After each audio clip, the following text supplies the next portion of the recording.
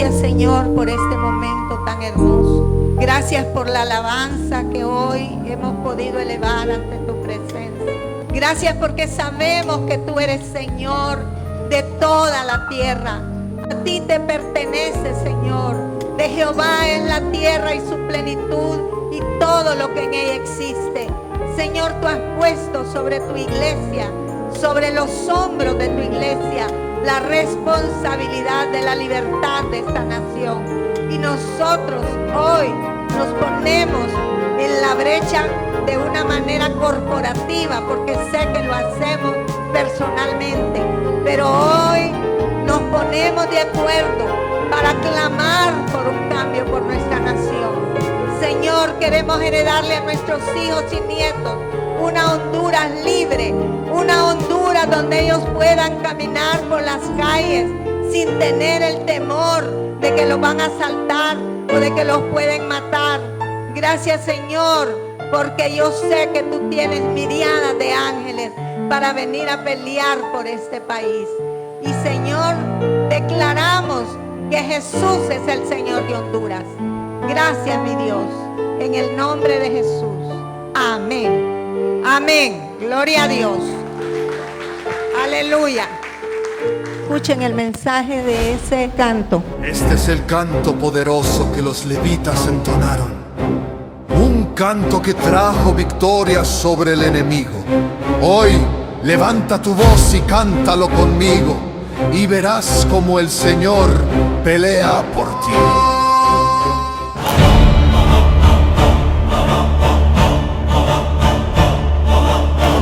En la batalla levantaré mi voz, mi esperanza está en el Señor. Con tambores y trompetas sonaré, Él pelea por mí, yo venceré. Glorificad a Jehová, porque eterna es su misericordia.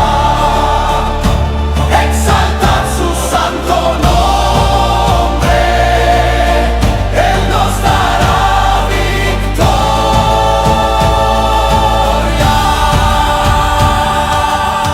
No con espadas, no con poder, con la alabanza venceré.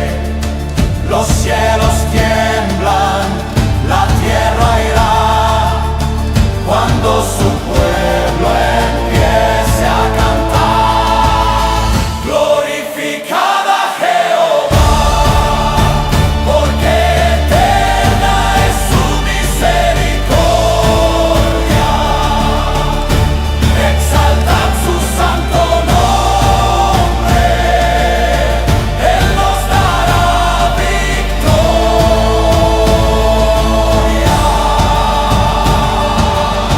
Jehová pelea por mí, Jehová se levanta aquí, Jehová su gloria brillará, en mis enemigos derrotará. Gloria a Jehová, gloria a Jehová, porque Aleluya. Gloria a Dios. Lo creemos, hermanos. La victoria es del Señor, la batalla es del Señor. Y Honduras no va a perecer en el nombre de Jesús. El Señor me daba una instrucción y me decía, en todas las reuniones canten esa alabanza. El Señor nos dará la victoria. No hay brujo, no hay hechicero, no hay pacto, no hay nada que puedan hacer si Dios está en el asunto. Y Dios tiene un pueblo que ora y clama para que esta nación sea levantada con poder. Limpiamos los aires de este país. Hermanos, no hay oscuridad que la luz de nuestro Dios no pueda vencer. Así que en el nombre de Jesús no hay por qué temer, hermanos. Honduras le pertenece a Cristo. Gloria a Dios. Quiero contarles, hermanos, que el mensaje que el Espíritu Santo puso en mi corazón, lo puso hace algún tiempo atrás, pero por A o por B no lo quería predicar.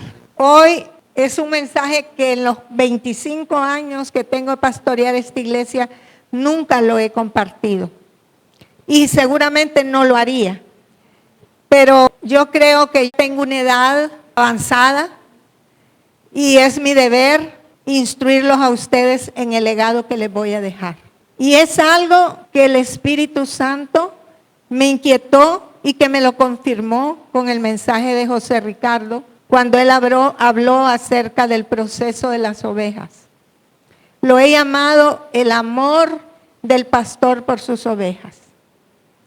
En los 46 años que tengo de haberle entregado mi vida al Señor Jesucristo, nunca he dejado de servirlo, ni de respaldar a mis pastores. Mas nunca estuvo en mi corazón y en mis planes pastorear una iglesia. Ustedes lo saben. Yo me sentía muy cómoda, muy feliz, extendiendo el reino de Dios y con la gente que Él ponía en mi camino. Abrí un grupo de oración en mi casa y por muchos años en ese lugar llegó mucha gente. Gente conocida, gente desconocida. En ese tiempo el Espíritu Santo se movía de una manera tan sobrenatural, tan extraordinaria, en milagros, en liberación, en palabra de ciencia, en profecía. Y así la fama de ese lugar se fue extendiendo. Y no sé cómo, a nuestra casa, llegó gente completamente desconocida para mí. Mi casa era como un hospital donde acudían muchos enfermos, algunos ya crónicos. Y el Espíritu Santo operaba como en olas de poder. Hubo un tiempo, hermanos, en que en mi casa no cabía una aguja. Sacaba sillas de todos lados. Y llegaron, dentro de esa gente, llegaron muchas mujeres árabes, con grandes vacíos en su corazón. Y Dios les daba mucha palabra. Lastimosamente, esa cultura viene, ellos vienen de una cultura donde creen mucho en la adivinación, en que les lean las cartas, en que les vean las manos, que el té, que el café, yo no sé qué más.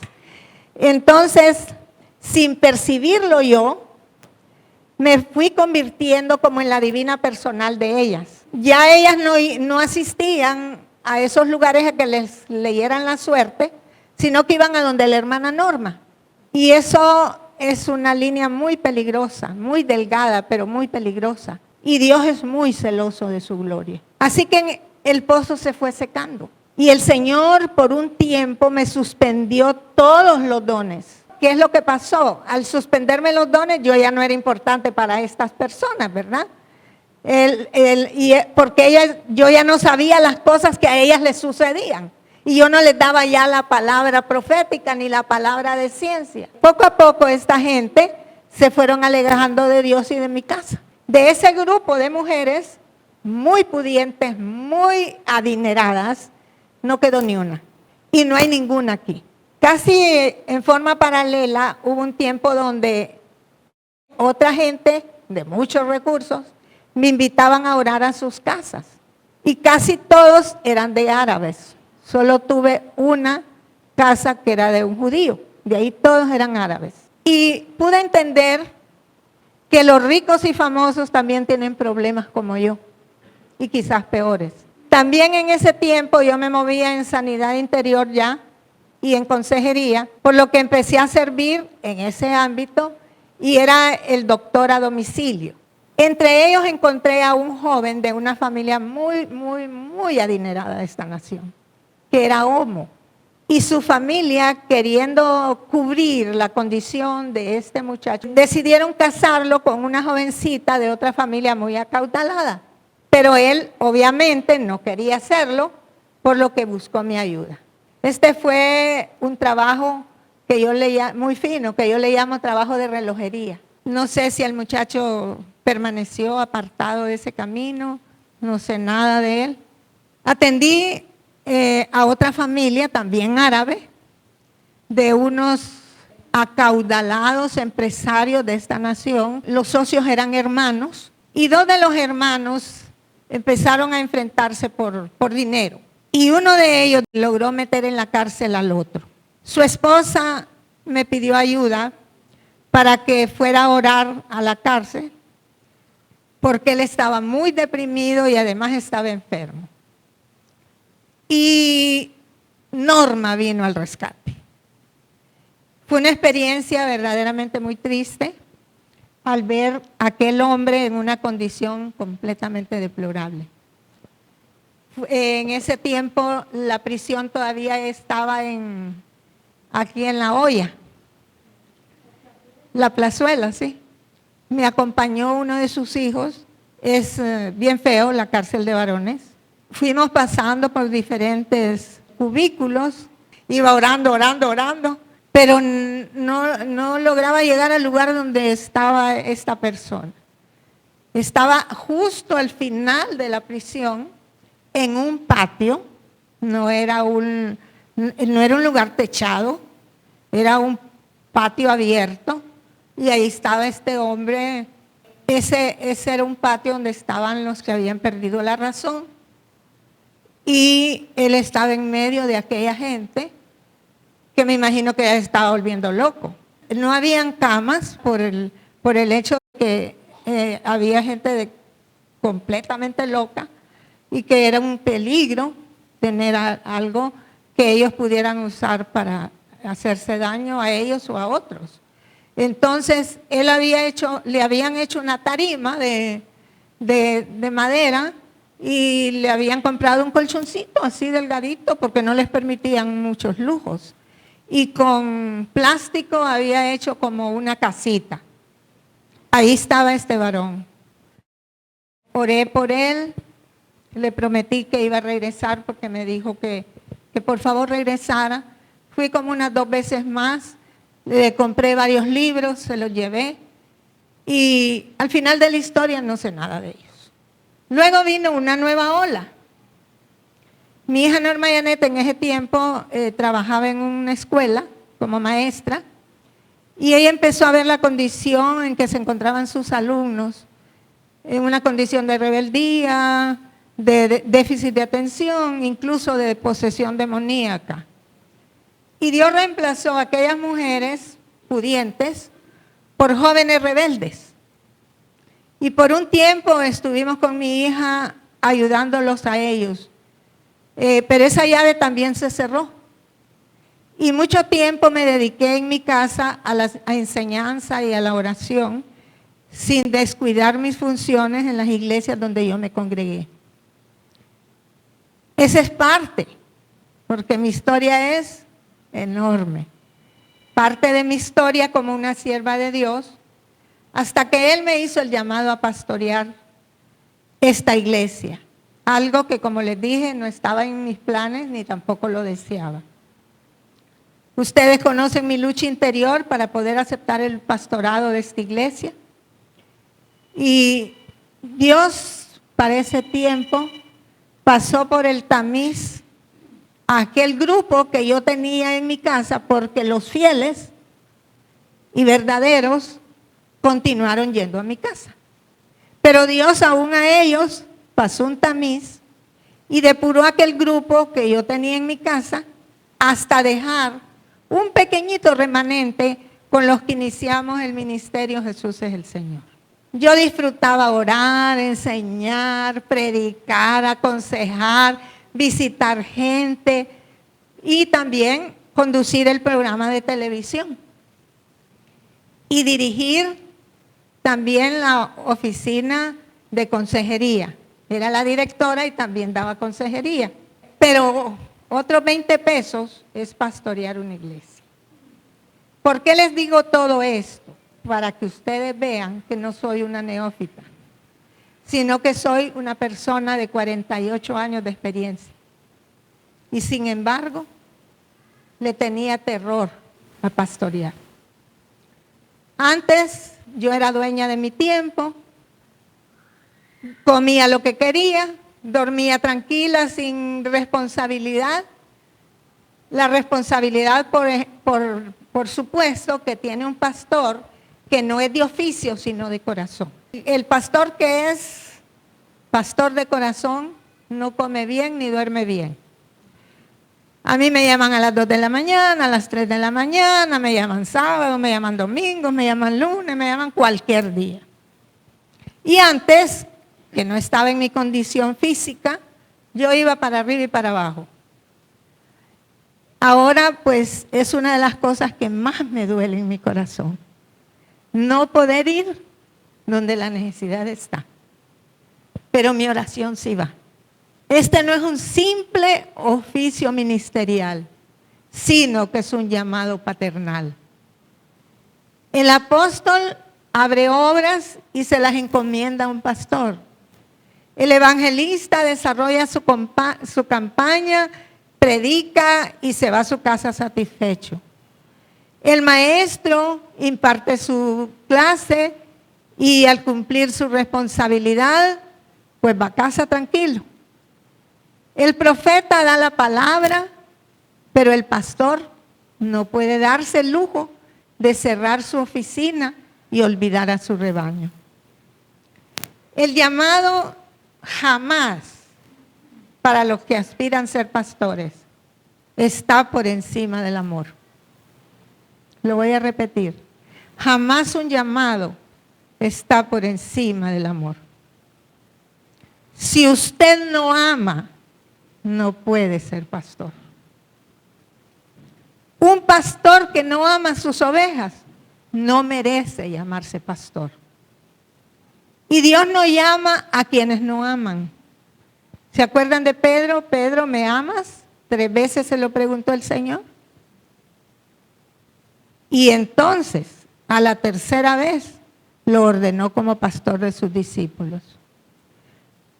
Cuando yo estuve entre la vida y la muerte hace 22 años, porque fue en el 2003, Dios me hizo la misma pregunta. Yo ya estaba al otro lado. Y el Señor me dice, regresa. Yo les he contado que me pasó una película de mis 3 hijos, del futuro de mis 3 hijos y el futuro de mi esposo.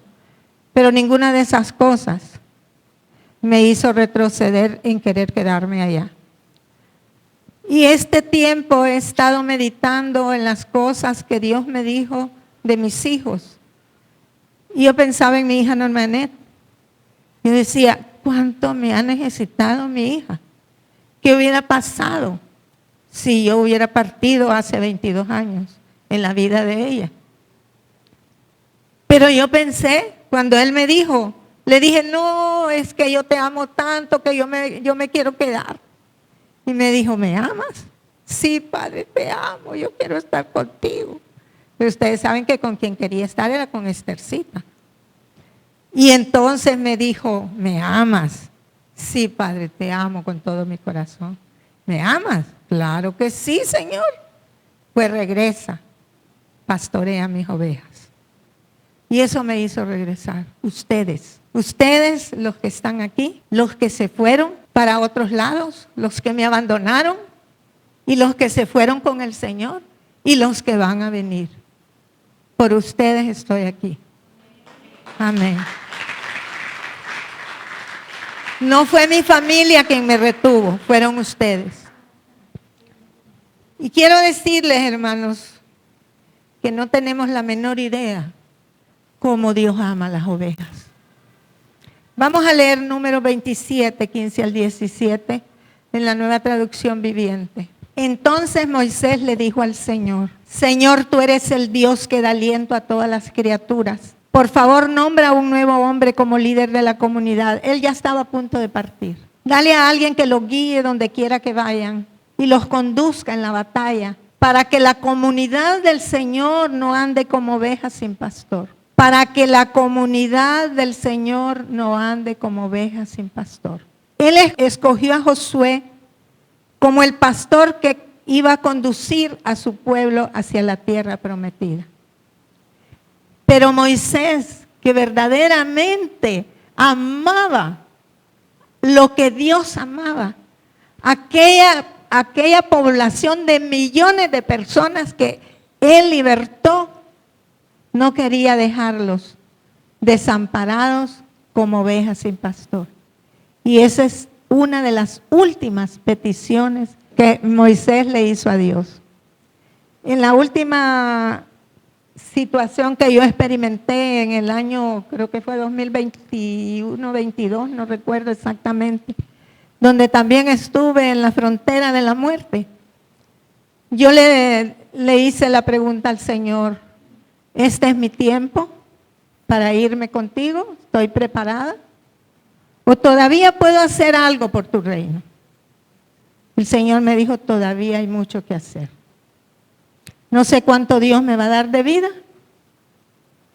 Yo quisiera que mucho, pero no sé, porque Dios me está dando esta palabra. Y escogí vivir porque sabía que esta iglesia no está preparada para mi muerte. Entonces, sería algo terrible si no hay un equipo de personas que amen esta obra sobre sus circunstancias, sobre sus aflicciones, sobre sus enfermedades, sobre sus problemas, sobre sus compromisos, porque esto requiere una entrega 100%. Y yo creo que Dios no aspira menos para cuando yo me vaya.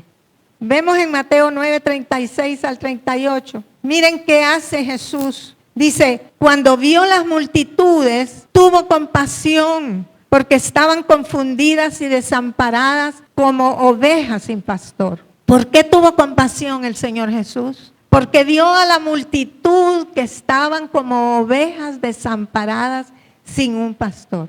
Y les dijo a sus discípulos: la cosecha es grande, pero los obreros son pocos. Y eso es verdad. Así que oren al Señor que está a cargo de la cosecha. Pídenle que envíe más obreros a sus campos.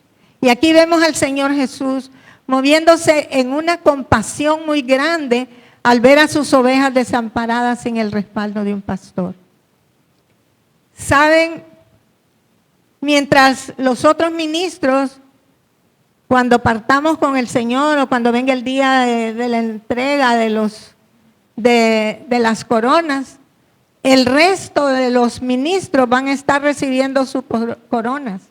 Pero el pastor va a estar dando cuenta a Jesús por cada alma que nos entregó en el rebaño y que Él puso a nuestro cuidado.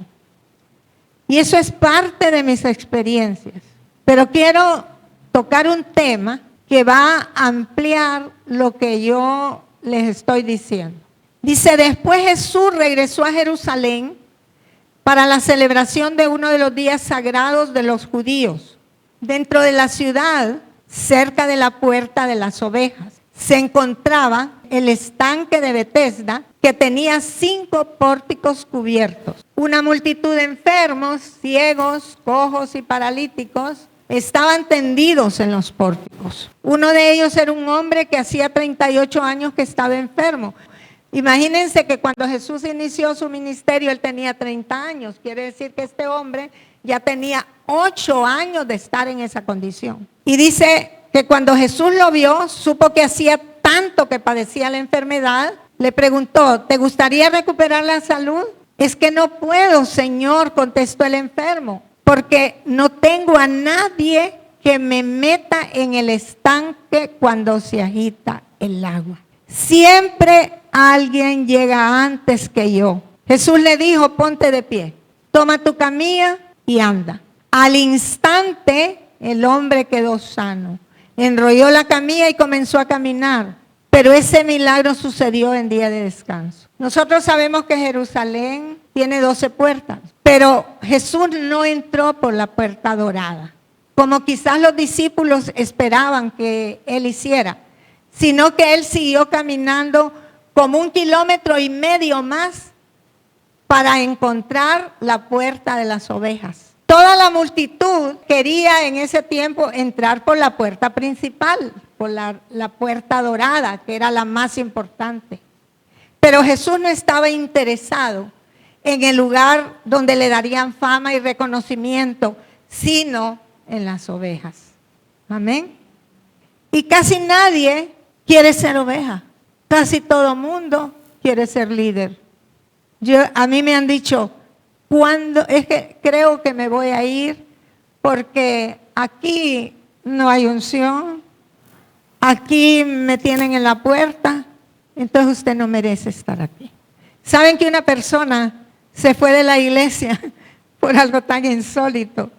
Porque dijo que yo era muy protectora y que había una pastora que le decía, yo no tengo tiempo para estar pastoreando gente. Entonces le dije, váyase para allá. Lastimosamente, no se congrega, volvió al mundo, porque la gente no quiere tener una madre, quiere tener un líder, porque la gente no quiere ser oveja, quiere ser líder, lastimosamente. Pero Jesús entró por la puerta de las ovejas. Nadie quiere ser oveja porque hay que entrar por la puerta estrecha, donde no hay fama, no hay multitudes, no hay fotografías, no hay televisión, no hay redes sociales. Yo vengo de todo eso. Y cuando yo empecé a pastorear esta iglesia, me dijo, no te quiero en la televisión, ni te quiero en la radio, porque el diablo te va a destruir. Y aquí me decía la gente, los invitados a predicar, usted debe ir a la televisión. Pero él me lo prohibió. Yo ya vengo de ahí. Mi preocupación como pastora, hermanos, no es tener multitudes en esta iglesia, sino que ustedes entren por esa puerta angosta. Jesús no entró a la puerta de la fama, sino del sacrificio. En el lugar que entraban las ovejas y los corderos a ser sacrificados, había varios estanques. ¿Y saben para qué eran esos estanques? Recuerden que era el lugar donde se sacrificaban los corderos y las ovejas que iban a ser sacrificados al Señor una vez al año. Esos estanques eran para bañar a las ovejas engordadas, porque las ovejas engordadas tenían tanto pelaje, tanta lana, que no mostraban sus heridas y sus defectos. Entonces, los sacerdotes las metían en el estanque y ahí ellos podían ver cuáles heridas tenían esas ovejas, porque el sacerdote no podía ofrendarle a Dios nada que tuviera defecto o mancha. Amén. Entonces, una oveja era aceptada solo si no tenía heridas ni manchas. El pastor, ¿para qué sirve? Para sanar las heridas de las ovejas. Porque el Señor viene por una iglesia sin mancha ni arruga. Y esa debe ser una de las principales funciones de un pastor. Sanar las heridas del corazón de su pueblo. Lastimosamente, hermanos, hoy en día muchos, no digo todos, de los pastores de las grandes congregaciones no tienen tiempo para sanar las heridas. Están más preocupados en hacer edificios, en lograr ver quién tiene más miembros en su iglesia, que ver si tienen sus ovejas algún problema. Yo creo que a mí Dios no me ha dado una congregación tan grande porque creo que a mí me hubiera muerto, porque no tuviera tiempo ni de dormir ni de comer, que casi no tengo. Y yo he querido ser una verdadera pastora, con muchas imperfecciones, con muchos defectos, con muchas fallas, pero con un amor verdadero por ustedes. Así que esa puerta era tan importante que cuando Nehemías reconstruye Jerusalén, la primera puerta que reconstruyen no es la dorada, sino la puerta de las ovejas. Esto es un mensaje que Dios estaba dando. ¿Por qué?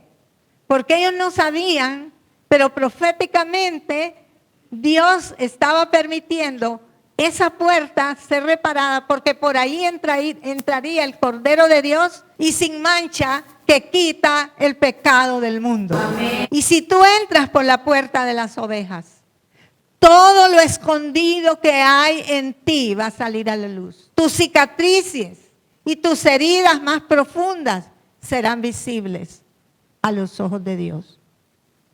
En esta puerta nada se esconde, porque el agua todo lo revela. En ese lugar solo entraba la gente defectuosa. Eran los paralíticos, los ciegos, los cojos, los mancos. Pero Jesús decidió entrar a rescatar lo que la religión no aprobaba, porque los religiosos de su época se creían perfectos. Y él llegó a aquel estanque de Betesda, donde un ángel descendía cada cierto tiempo a agitar las aguas. El ángel no tocaba a la gente, él solo agitaba las aguas. El ángel podía haber tocado a la gente, pero Dios quería ver la actitud de la gente. Aquí puede haber un movimiento de gloria, y yo lo he visto, lo hemos vivido, lo hemos experimentado, pero la gente con los brazos cruzados, sentados, y uno les dice, pasen. Y la gente, no me interesa. Entonces no reciben nada. ¿Por qué? Porque cuando aquel ángel movía las aguas, el que llegara primero era el que iba a recibir su milagro. Y hermanos, antes de ocurrir cualquier milagro, van a ver la agitación. Van a ver que vendrá a sus vidas una gran tempestad. Verán un movimiento de las aguas. Pero esto te puede cansar y te puede asustar. Pero la buena noticia es que después de esto viene tu milagro. Le he pedido al Señor, Señor, agita las aguas este día, para que ustedes reciban su milagro. El ángel no tocaba a los enfermos, el agua sí, pero ellos la tenían que alcanzar. La mujer del flujo de sangre tuvo la iniciativa de meterse entre la multitud y tocó el borde del manto de Jesús y ella obtuvo su milagro. No era Pedro quien liberaba a los endemoniados o sanaba a los enfermos, sino la sombra de Pedro. Eran los paños ungidos de Pablo, que cuando se colocaban en las personas, ellas sanaban. Saben, hay una historia que cuando yo la leí por primera vez, yo dije, no hay límite del poder de Dios y de la unción que Dios nos da. Y es la de Eliseo. Eliseo había muerto. Ya había muerto y ya lo habían enterrado hacía no sé cuánto tiempo. Y dice la palabra que murió una persona y la iban a enterrar y resulta que vino una pandilla de gente que los querían asaltar y ellos salieron corriendo y tiraron al muerto y el muerto cayó justo en la tumba de Eliseo y el muerto resucitó. Miren qué tremenda es la unción. Eliseo no impuso las manos sobre aquel muerto, ni tampoco dio una palabra profética. Lo que lo resucitó fueron los huesitos de Eliseo. Así que la unción no perece. Es la unción que porta el hombre o la mujer de Dios la que tú debes buscar. Tú no necesitas que el ungido te toque, sino mantente cerquita de él. Y por eso todo oveja que honra la unción de su pastor tiene garantizada su victoria. Esa victoria tú no la vas a obtener cuando quieras ir a donde tu pastor no ha ido. O creerte superior a tu pastor, aunque lo seas. El secreto está en tocar el agua que él tocó. Pues la unción queda donde el ungido tocó. Eliseo no le profetizó vida al muerto, como les digo, sino simplemente sus huesos lo tocaron. Donde hay unción, nada se desperdicia. Todo crece y se multiplica. Hoy aquí el agua se está moviendo en la iglesia. Saben que yo hablé con mi Padre Celestial hoy y le dije, viendo el caos de nuestra Tegucigalpa el día de ayer, le dije, tú nos has dado autoridad. Yo le ordeno a esas nubes que se retengan y no va a llover, porque mis ovejas son de azúcar. Se derriten. Y gloria a Dios, le digo a Natalia y a Jorge, Dios me oyó. A veces oramos sin creer que nos van a contestar, ¿verdad? Hermanos, la unción nunca está inmóvil. Dice la palabra que al principio el Espíritu de Dios se movía sobre las aguas. Y hay muchos que no se benefician de la unción de esta sierva que Dios ha puesto en esta casa porque no tienen cultura de honra. En una ocasión mi hermana, fuimos con la hermana Amanda, no recuerdo si esa vez fui con usted, pero una familia de aquí de la iglesia me había invitado por primera vez porque siempre la hermana Amanda era la que me llevaba. Me llevaron ahí al evento del CAP. Hay revelación, hay buena palabra, pero son muy persuasivos para obtener el dinero. Lo hacen de una manera muy especial y la gente corre y tira dinero en el púlpito. Y yo creo que mueven más las emociones de la gente que las convicciones. Una de estas personas que estaba al par mío corrió, hizo un cheque, yo no supe de cuánto porque no me interesa, pero creo que fue de muchísimo dinero porque la llamaron al frente a felicitarla por aquella gran ofrenda que había dado. Y me dije para mi interior, con esa ofrenda le hubiera dado de comer a muchos hermanos de la iglesia que están en condiciones difíciles. Y me dolió, gracias a Dios que no era de mi redil, porque un día llorando en la presencia del Señor, le dije, Señor, ¿por qué? ¿Por qué si yo me doy? ¿Por qué actúan de esta manera? Y me dijo, ay hija, tú tienes que entender que en toda iglesia hay hijos, hay esclavos y hay sobrinos, hablando de Abraham. Aquí se han ido muchos sobrinos que me tienen mucho cariño y muchos esclavos que recibieron su libertad y se fueron. Pero aquí hay hijos. Recordaba yo orando por una persona que le tengo mucho aprecio y se fue. No podíamos localizar cómo saber de esta persona. Y al fin se me ocurrió, se me encendió el foquito, dije, le voy a preguntar a la hermana de ella que le pregunte el teléfono para llamarla porque el Espíritu Santo me inquietaba mucho por ella. Y entonces me consiguió el teléfono, la llamé y no me contestó. Porque le dije, no, si yo sé que no, le quitaron el teléfono. No, ya le dieron el teléfono. La llamé y no me contestó. Dije, ha de estar ocupada. En el momentito que yo cuelgo, me llaman y me dice, pastora, no le llame. Me dijeron que ella dijo que no quiere saber nada de usted. Invertí tanto tiempo de mi vida en ella para que se fuera al mundo. ¿Me dolió? Sí, me dolió. ¿Por mí? No, por ella. Entonces meditaba el otro día en la madrugada en esta persona y en Nora. Yo nunca, por ética ministerial, he sacado un miembro de una iglesia. Me los han llevado los míos. Pero cuando nosotros nos salimos de la última iglesia, esta persona me dijo, yo me voy con usted, pastor. Yo le dije, no se vaya, porque usted pertenece a esta iglesia. Me dijo, no, yo solo iba de visita. A mí ahí no me gusta.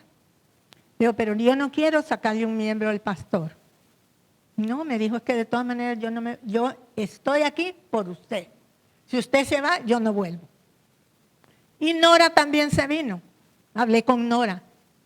En ese tiempo, en esa iglesia, había una fundación que les daban ayuda económica y mandaban, creo, camiones y cosas.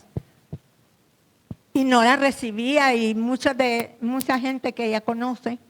Y ellos se congregaban en esa iglesia porque recibían la ayuda. Pero Nora dijo, yo me voy con usted, pastora. Le dije, no, Nora, yo no tengo contactos para ayudarla, para traer camiones, para darle ropa, para darles comida. No tengo eso. Me dijo, no, yo me voy con usted. Lo hizo de corazón porque está sentada ahí todavía. Hermanos, antes me dolía. Lloraba.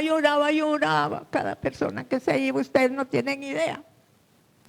Ahora no, los bendigo, que les vaya bien, ¿verdad? Son libres. Aquí no hay esclavos. Los esclavos vienen, se libertan y se van. Entonces, les digo, amada iglesia, vuelvo al mensaje, que nadie que no respeta la unción de un siervo puede recibir algo de él. Tu compromiso, tu atención y tu actitud debe ser total para lograr tu milagro y poder salir de tu estanque espiritual. Cuidado por cuál puerta entras. Las puertas que se abren dependen del pastor, quien es el que recibe la gloria que Dios envía. Conforme a la unción de tu pastor, así son las puertas a que tú puedes accesar. Sea riqueza, nivel de revelación que tú puedas tener, nivel de autoridad. Pero cuídate de no menospreciar el sacerdocio, por pequeño que tú creas que es. Pues cuando Él levanta sus manos, la gloria de Dios se desata. No olvides que a quien Dios le da la revelación es a su pastor. Oí decir un pastor algo que yo nunca había escuchado y me gustó y por eso se lo voy a decir. Dice que haciendo como una semejanza de Adán y Eva, Adán como el pastor, y así es, ¿verdad? Porque el pastor de su casa, y Eva como la iglesia. Dice, ¿saben por qué Adán fracasó como pastor? Porque comió lo que la iglesia Eva le mandó a comer. Y dije yo, sí, el pastor que se acomoda a predicar solo lo que la iglesia desea oír, va rumbo al fracaso. He visto con mucha tristeza que ante la ausencia de un pastor, ya sea porque murió o porque él se retiró, los miembros o las denominaciones se pelean por los bienes materiales. Hubo un caso bien sonado aquí, donde el pastor murió, él dejó a su esposa como pastora, y cuando eso sucedió, la denominación lo fue a sacar y a imponer a un pastor, quitándoles los bienes. Yo le decía al Señor, Dios mío, ¿qué es esto? ¿Por qué? Porque la iglesia es un negocio. De aquí nadie nos va a sacar, hermanos, gracias a Dios. Entonces, ¿por qué se suicidan, hermanos, tantos pastores? Las esposas de los pastores. Oigan, hoy se suicidó la esposa de un pastor que tenía 5 hijos. Unos por sus propios pecados y otros por el peso de la responsabilidad. Amada iglesia, los pastores también somos humanos. También tenemos los mismos problemas que ustedes tienen. Sufrimos las mismas situaciones económicas y familiares que ustedes. Nos enfermamos, nos entristecemos. Miren, les quiero leer una carta de un pastor que se suicidó hace poco, que me conmovió mi corazón. Qué terrible la obra del enemigo. Recordemos, hermanos, que el pastor es el que está al frente de la batalla. Y a él le llegan primero las flechas. Dice, otro suicidio de un pastor de la iglesia Nueva Vida en RS, no sé dónde es RS. Él antes de ejecutar lo sucedido escribió en su perfil en Facebook. Miren lo que escribió. Admito que nunca en toda mi vida he hecho algo tan agotador y sufrido como pastorear. Ningún trabajo o responsabilidad ha consumido más mis energías y mi salud que liderar una iglesia. Como pastor puedo decir que la iglesia necesita urgentemente preocuparse por el descanso y la salud de sus pastores. Somos iguales a ustedes. Si nos meten un cuchillo, sangramos. Si nos lastiman, sentiremos dolor. Antes de pensar en el pastor como un superhombre, recuerda que hay un ser humano en él, la imagen de Dios detrás del púlpito. Un ser humano como tú, que Jesús levante una iglesia donde cuidar a los pastores no es una opción, sino fundamental. El texto anterior fue escrito por el pastor en su página de Facebook. Por favor, dice, ora por tu pastor y pregúntale si necesita algo. No sabes con qué respuesta te encontrarás. Tu pastor te necesita urgentemente. Pero a la vez, hoy recibí algo tan hermoso que bendigo a Mary Howell por lo que ella escribió. He estado pasando, hermanos, muchas pruebas económicas y físicas. Por mi salud he gastado mucho más allá de lo que puedo gastar. Me he sentido físicamente muy mal, pero el pastor no puede darse el lujo de quedarse acostado en su casa. Se sienta como se sienta. Pero esta nota que mandó Mary Howell conmovió mi corazón profundamente.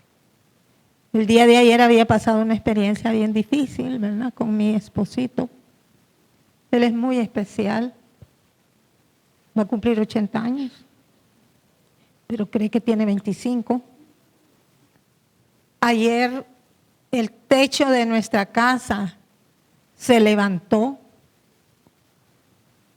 Incluso le dije, yo creo que tenemos que meternos en un préstamo, porque no podemos vivir en ese peligro que nosotros vivimos, porque es una casa de 55 años, ya el armazón de mi casa está completamente carcomida, la madera, pero él se cree que es superhéroe. Cuando él oyó aquellas láminas que se levantaron y sonaban por allá, por acá, le dije yo, cuidadito te vas a ir a subir allí, pero ya estaba subido. Hermanos, yo estaba preparando el mensaje. A mí se me juntó el corazón con el estómago. El corazón me hacía así.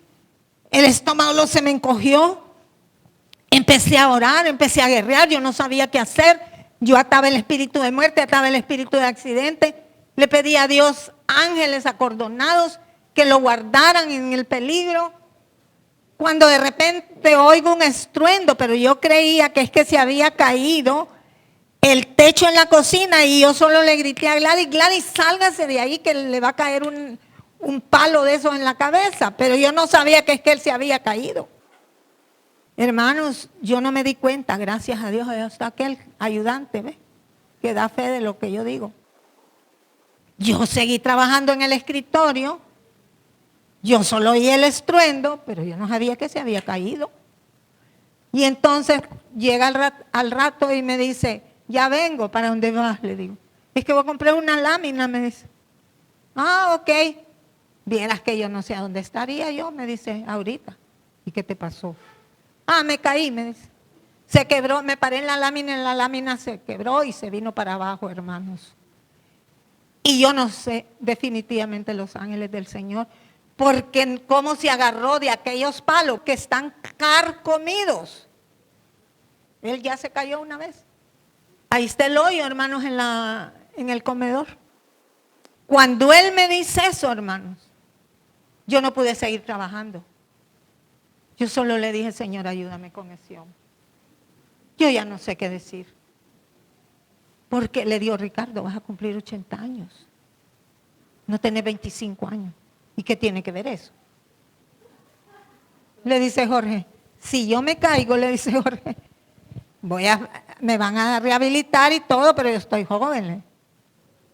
Pero él, hermano, yo tuve un compañero de colegio que recién graduados nosotros, era cristiano, se subió al techo de la iglesia de él a reparar, se cayó del techo y se murió. Miren, hay poder en la oración. Créanmelo, créanmelo. Y miren lo que me escribe Mary. Pastora, siempre le doy gracias a mi Dios cuando oro por usted, porque sigo oyendo de su fe en el Señor Jesús y de su amor por todo el pueblo de Dios. Pido a Dios que ponga en práctica la generosidad que proviene de su fe a medida que comprende y vive todo lo bueno que tenemos en Cristo. Hermana, me pone ella, tu amor me ha dado mucha alegría y consuelo, porque muchas veces tu bondad reanimó el corazón del pueblo de Dios.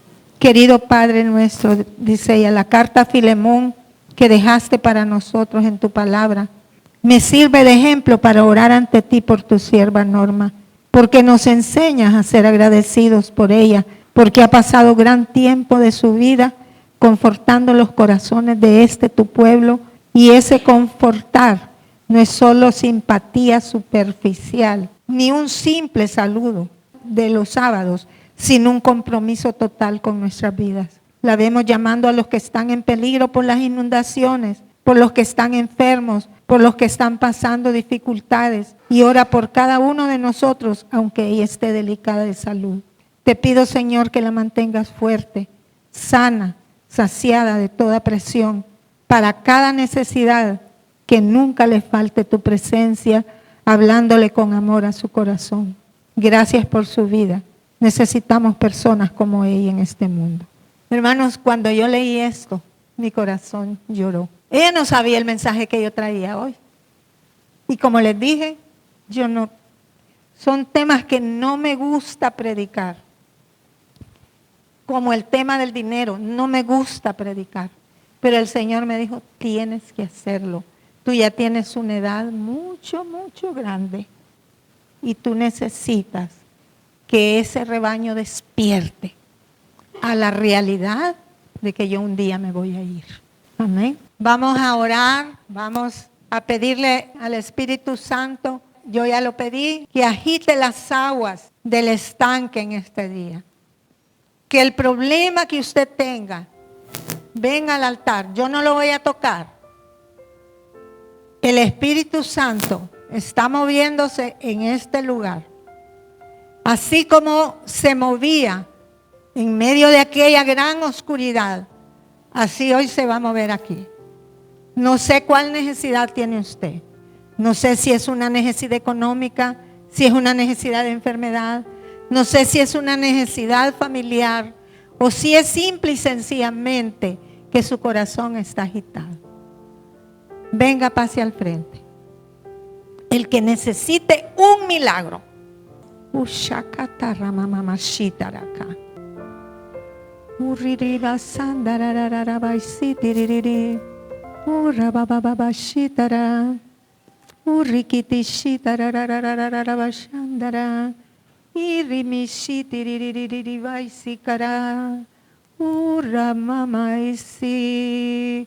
Mueve las aguas, Señor. Mueve las aguas de tu espíritu. Así como al principio, cuando todo estaba desordenado y vacío, y tú te movías en medio de aquellas aguas que estaban tormentosas, bravas. Señor, muévete en medio de cada vida. Pasa por ahí, Espíritu Santo. Tócalos, tócalos, tócalos. Urrikiti sitiriri shatara. Urrakai satara mayra kanda. Irra mama mama sitara. Ishikitarai sotorro baba baba. Ilarai satara mama masanda. Señor, respuestas. Respuestas. Respuestas, mi Dios. Respuestas a este pueblo. Respuestas, Señor. Trae respuestas, mi Dios. Trae respuestas. Trae respuestas.